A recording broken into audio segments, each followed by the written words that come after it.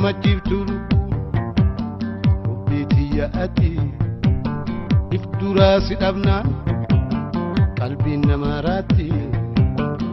markabdoo. Diinni dhaabbataa fi firri dhaabbataa hin jiruu naan jedhan. Akkasii Dooktar Abiyyi sirrii dhaareen jedheen attam jennaan isa nafxanyaa faana isa hamannu kuniin jedheen nafxanyaa waliin ta'ee dantaa Oromoo kana nafxanyaaf dabarsee kennuu fi nafxanyaa waliin hojjeta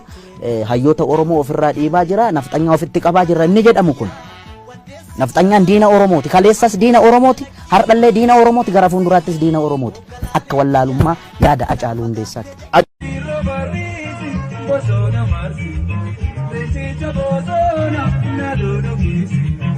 Wano khesa jiro eti gabasi wano khesa jiro eti gabasi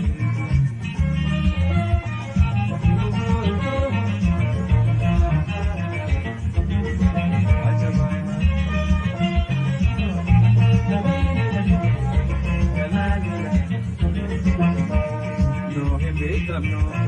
adagadani no kurumoda anu bekani Arraban soba kanung gabronsani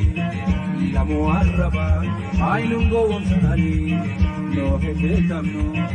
alagadani no abakoda anu bekani arraban soba kanung gabronsani namu arraban ainung